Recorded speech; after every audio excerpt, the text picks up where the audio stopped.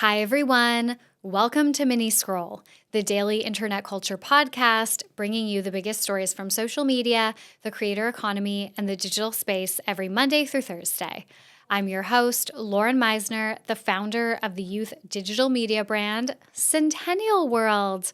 Welcome back to Mini Scroll, everyone, and happy Wednesday. Okay, I have some housekeeping stuff to get through before we get into the stories for today. First of all, if you guys watch the podcast, number one, we are available now on Spotify to watch. And number two, my sleeve is soaking wet because I spilled soy sauce on it when I was having lunch and it didn't have time to dry. The next housekeeping thing is that tomorrow I will be filming or recording a Q&A for the podcast that will go live on Friday, October 11th. So instead of a deep dive, you guys will get a Q&A from me. I don't know how I feel about Q&As. I love watching them. I don't know how I feel about producing one for the podcast because it feels a bit like lazy content. However, once a year, Jordy and I typically did a Q&A. So I did want to keep that going for you guys because there's so many new listeners now, especially with YouTube. Also because we have a very busy week the following week because it's South by Southwest in Sydney. So very exciting. We are partnering with a brand for the first couple of days. So we'll be on the ground there Monday, Tuesday. And then I'm actually speaking on 2 panels on Wednesday. And one of them, apparently, allegedly, is on the main stage. So it's going to be a crazy week, and my team and I will not have time to prep and record our typical meaty deep dive for the next Friday after that. So basically my point is we need to do all the prepping and recording in the next week and a half to backlog for the busyness. So I needed something easy to get up for next week. And I don't know, I didn't want to leave you guys hanging. I know I could have maybe just not released one, but I just took 2 weeks off, so I felt kind of bad. So that being said, in terms of schedule, and also, by the way, there's always timestamps down below. Whenever I do anything housekeeping on Mini Scroll, people are like, skip to blah, blah, blah. And it's like, there are always timestamps. If you don't give a shit, skip to the timestamps. So Monday, this coming Monday, the 7th, is a holiday, a public holiday in Australia. So, or at least in New South Wales. So I will be off then. So there will be no Mini Scroll on Monday. And the Wednesday when I am speaking on 2 panels at South by Southwest, which is October 16th, there will also be no Mini Scroll then because I literally just will not have capacity. I will not be able to get a Mini Scroll up. I will be very focused on something else. The reason why I brought up the Q&A, sorry, I completely just went off track there, is because if you have questions, please either comment them on YouTube on this video. On the community tab, I put a little blurb where you can leave a comment, or you can slide into my Instagram DMs. I put a comment box on Instagram, or you can also leave it on Spotify because you can comment specifically on certain episodes. So lots of ways to ask me questions. Okay, the first story that I have for you guys is that Trisha Paytas has addressed the end of Frenemies on the Soul Boom podcast. So Trisha went on Rainn Wilson's podcast this week, which is truly the craziest crossover. Another absolutely crazy crossover. And I don't know if this is going to mean very much to you guys, but for me, a Bravo obsessed queen, Brittany Cartwright from Vanderpump Rules, and is it not Brie Larson, Brie Vandekamp, Marsha Cross. They posted a photo together 2 days ago, and I lost my mind. I have no idea. Those 2 people to me do not exist in the same world. They do not exist in the same universe, in the same realm. I literally thought I was in the Twilight Zone. So yes, Trisha Paytas and Rainn Wilson are kind of up there on that list for me as well. So she went on his podcast and she finally spoke for the first time about the dissolution of Frenemies from 2021. So I'll play a clip, but I will say she didn't get into too many specifics. However, Rainn also wouldn't let her stay vague or wouldn't let her kind of brush it under the rug. So he really did press her, and I thought it was an interesting response. So I'll play the clip. What happened? It's traumatic. I've never talked about it. It's online. I think if people know, they know, but it's actually, and a lot of it was. Can you talk about it here? Is this a safe space? It is, but I don't know if the internet's a safe space. Because you know what? Because it is still so fresh, right? It's a few years ago. A lot of it was brought on by me. I would say 90% of it was definitely brought on by me because I couldn't handle the triggers that I was able to. There was just a situation I was in that triggered me a lot. And I'm putting it all on me and like not on anyone else. Like it triggered me so much. And I thought I was like strong enough to like handle these triggers, but it didn't work. So I had a psychotic break in September of 2021. What happened? I went online. It's deleted now. I just went on Twitter. It wasn't even YouTube. And I just was like screaming, sobbing. Like I couldn't control myself. Like I couldn't breathe. Just like shouting at people to like leave me alone. And let me just pause you right there. What is it about you? And I'm just really trying to understand this. Like I'm so activated. I'm so angry. I'm so triggered. I'm so overwhelmed. I'm about to just lose my shit. I'm going to have a psychotic break. Yeah. But I got to log in and hit live stream and put it in the tripod and press it and make sure my light's on. And now I'm going to have the psychotic break. Well, the lights weren't on. What's the deal with that though? What is that impulse? And again, is it because you're getting that reward from doing it? The more that you have kind of nervous breakdowns online, then you get, the money truck backs up or what? I think in the past it would have been, but this was the reason I mentioned Twitter is because like you couldn't monetize Twitter back then. So I remember putting it because to me it was like I said, I've been canceled. I've been in so many feuds. Again, a lot of my doing. Drama. I'm going to slow you down here because I want to get, there's a lot of big generalizations. I want to get like real more specific. Like, one thing I've never talked about, and because I've healed so much, because it was literally like, and this sounds so silly because it's like, I've been through like literally sexual assault when I was a kid by like teachers, like crazy shit. But this like one event, I don't know. It's just something I haven't processed or worked through quite yet. So I have seen a lot of discourse about this particular moment on the podcast on Reddit. People are saying they're proud of her for taking accountability and kind of, taking ownership of a lot of what happened between her and Ethan.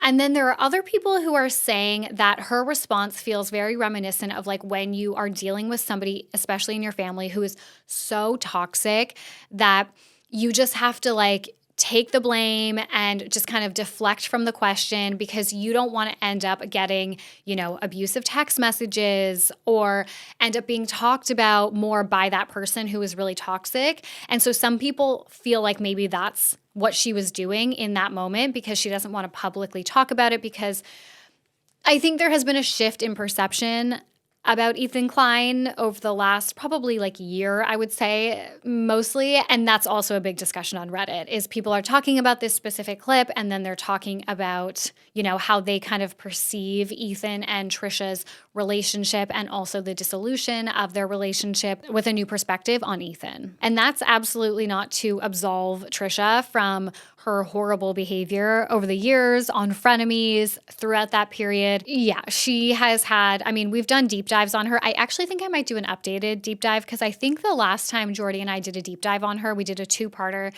And I think it was like 2020, maybe 2021. It was a long time ago. I was thinking about doing an updated one. But yeah, you guys know, I love her, but she is seriously problematic and has done some seriously horrible, fucked up things. But Frenemies just gave us, Frenemies was so special. When it was good, it was so good.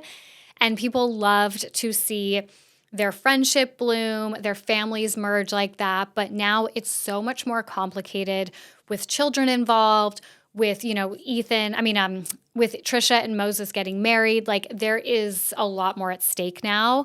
So I appreciate that I think that answer was really graceful on Rainn Wilson's podcast. And I will let you guys know if Ethan responds, because I feel like he might.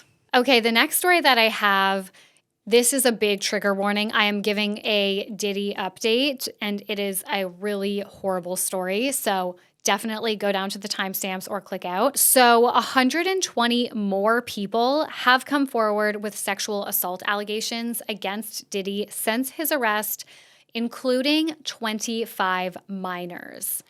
On Tuesday, it was revealed that 120 accusers have come forward against Diddy, claiming that the media mogul sexually assaulted them. One of the plaintiff's attorneys said the complaints were, quote, unprecedented in scope, and the allegations included both men and women ranging from 9 years old to 38 years old. In many cases, accusers claimed that they were drugged with horse tranquilizer, and one of the accusers, a 9-year-old boy, claims he was sexually assaulted while auditioning for Diddy to be part of Bad Boy Records. So in terms of how Diddy is responding to, the entire thing, but like also these new allegations, Diddy's lawyer said he cannot respond to, quote, every meritless allegation in what has become a reckless media circus. That said, Mr. Combs empathetically and categorically denies as false and defamatory any claim that he sexually abused anyone, including minors. He looks forward to proving his innocence and vindicating himself in court if and when claims are filed and served, where the truth will be established based on evidence, not speculation. Okay, so when I first covered the Diddy arrest last week, I think it was, I actually cut this part out. I was talking about in the episode, and then this is delusional, but I got like scared.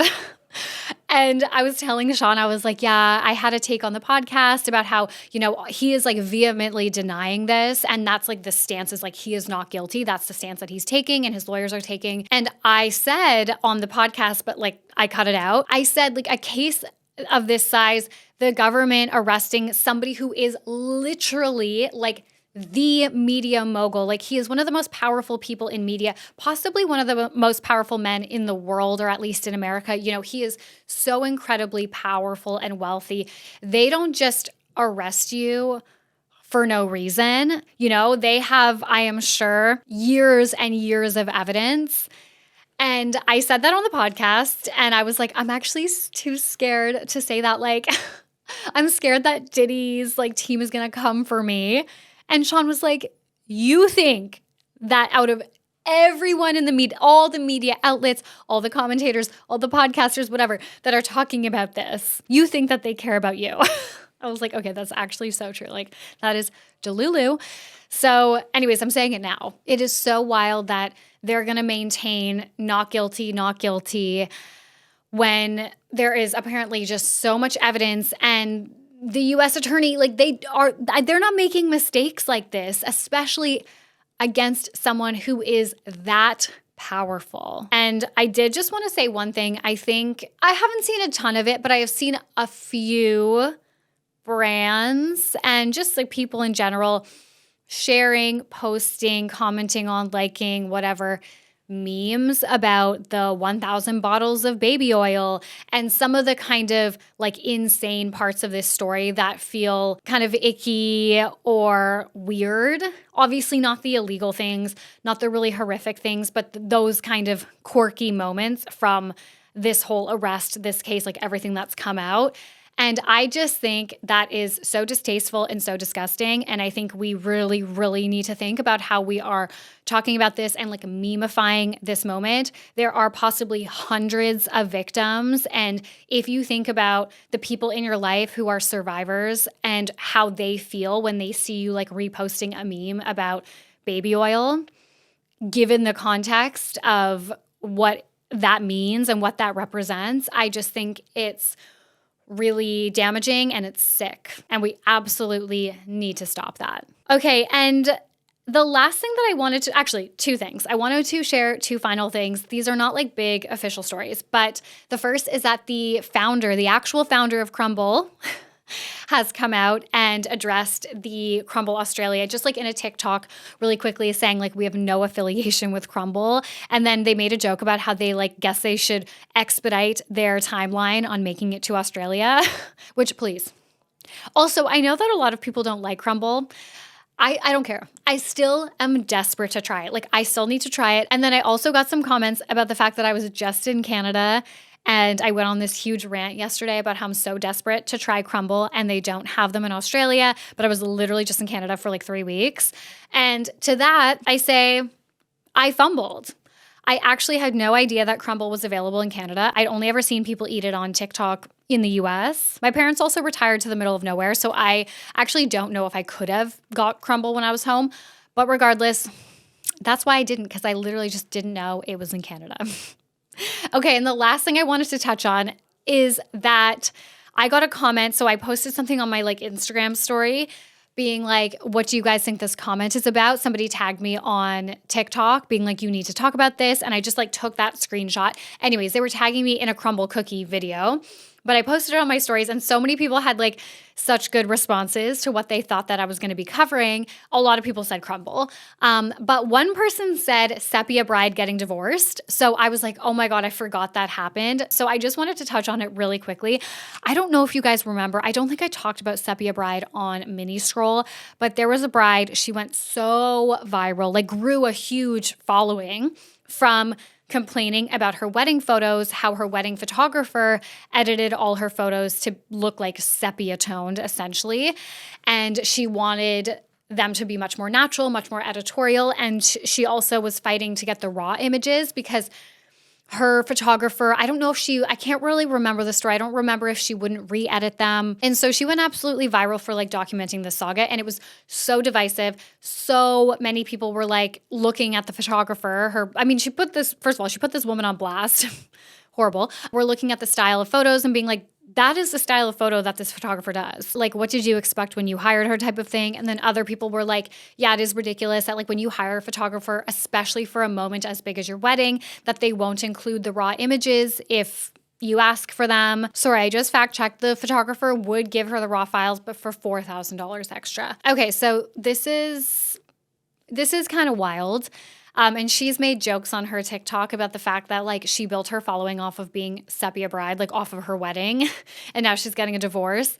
And the one thing I will say is that people are being really savage about this in terms of being like, I knew she was a nightmare from the moment that I saw her videos and how she was putting this photographer on blast. And like, I think we just need to separate like how she acted in that moment around her wedding. Obviously, I do agree that the videos and the way she was going after the photographer and stuff, like it was horrible. We need to separate that, like that behavior and that saga from her getting a divorce and just labeling her like, point blank, a bad person who was a nightmare to be married to. And now a few months later, she's getting a divorce. I think divorce is very sad, no matter what the circumstances. And she said on TikTok too, it is possible that she says, she like maintains that she did not like the photos and that, her complaints and everything that happened on TikTok, like that was because she didn't like the photos. But she did say on TikTok, it is possible that I was taking a lot of my unhappiness out on either the photographer or like just blowing this situation out of proportion because I was like unhappy in my relationship. So that's a little tidbit on that. Anyways, guys, that's it for Mini Scroll today. Thank you so much for listening. Please remember to rate, review, and subscribe. Please leave me questions for my Q&A because I am recording it tomorrow. So I got to get the questions ASAP. I love you guys, and I will talk to you tomorrow as well. Okay, bye.